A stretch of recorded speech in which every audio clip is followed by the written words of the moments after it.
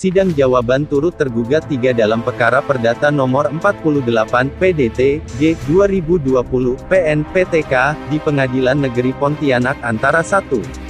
PT Asian Diving sebagai tergugat 1. 2. Saudara Ahmad Muhadi sebagai tergugat 2. 3. PT Thailand Jaya Indonesia sebagai tergugat 3. 4. TNI, Angkatan Laut Republik Indonesia Ceki Pangkalan Laut Utama TNI AL-12 Pontianak sebagai tergugat 4. 5. Samarin dan Logistik PTE Ltd sebagai turut tergugat 1. 6. Kepolisian Daerah Kalimantan Barat sebagai turut tergugat 2. 7. Kejaksaan Negeri Pontianak sebagai turut tergugat 3. 8. PT Sarana Sijori Pratama sebagai tergugat intervensi pada hari Selasa tanggal 19 Januari tahun 2021 siang. Sidang kasus perdata nomor 48 PDT G 2020 PN PTK tanggal 11 Maret tahun 2020. Sengketa kapal TK berlian 3311 GT. Sidang tersebut akan dilanjutkan pada hari Kamis tanggal 21 Januari tahun 2021 mendatang. Saimun Suryati pemilik kapal TK berlian 3311 GT bendera Mogalia minta kepada penegak hukum untuk dapat memutuskan perkara tersebut dengan seadil-adilnya. Hal tersebut dikatakan Saimun Suryanti, Direktur PT Sarana Sijori Pratama kepada sejumlah awak media di Pengadilan Negeri Pontianak pada hari Selasa siang. Saya dari PT Sarana Sijori Pratama. Saya direkturnya. Saya membeli kapal ini dari asuransi QBE Singapura tahun 2019. 21 Juli. 22 Juli ya nggak salah. 23 membayar. Nah, 23 membayar. Setelah itu kami di akhir tahun, awal tahun 2000, setelah udah selesai masalah hukum yang ada di sini, kami bersama-sama dengan QWC Marine Asuransi mendaftarkan kembali kapal ini ke Mongolia. Nah, jadi sekarang kapal ini sudah atas nama PT Sarana Sijori, sudah punya sertifikat atas bendera Mongolia. Ya, itu aja. Dan sampai di sini tahu-tahu udah ada yang mengakui dia pemiliknya gitu. Pendaftaran bendera di Mongolia itu tidak bisa dihapus lagi kecuali seizin beliau atau mengalihkan pemindahan. Kan hak apa ya? Iya. Kalau siapa yang ini yang benar, yang salah ya. Ini adil-adilnya aja.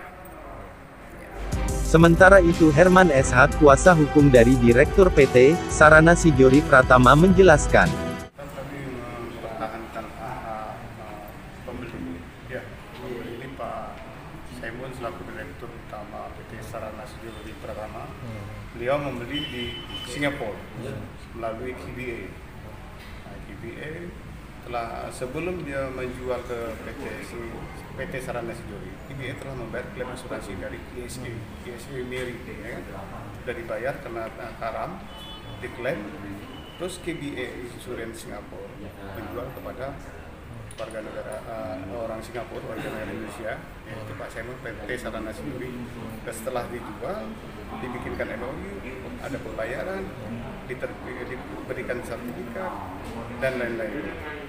Sedangkan penggugat yang bernama Big Boss Buntia ini kan mengaku beli dari saat karam. Penggugat mengakui sebagai pemilik, kami tidak sependapat. Sangat keberatan. Nah tadi itu ini barang-barang Mongolia, bendera Mongolia. Di awal itu dia minta diletakkan cita jaminan. Loh, barang-barang ini kok barang Singapura kok. Bendera Singapura bukan sembarangan, bukan bendera Indonesia. Bendera Mongol maksudnya. Nah, bendera Mongolia maksudnya. Ya, kami kuasai, kita perbaiki. Tapi masih di tempat Dong MPT ini. Pada waktu yang sama Hardian HBH, kuasa hukum dari PT Thailand Jaya Indonesia. Kebetulan kita kan dari pihak tergugat 3, Oke, karena pihak tergugat 3 kita menyampaikan yang jadi ranah yang punya kita.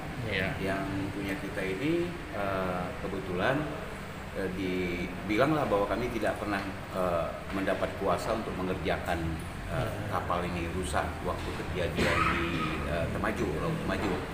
Di Laut Temajuk itu kapal ini kan mengalami kecelakaan, ya kan? Kemudian atas perintah pertama perintah lisan, kemudian perintah tulisan dari pihak pemilik kapal kepada kami kerjakan gitu. Jadi setelah kami kerjakan, sedang kami kerjakan gitu, ini penggugatnya datang pakai takbut, pakai kapal. Kita tanya mau ngapain? Kami mau ambil batu, surat-suratnya dari mana? Gitu, kan?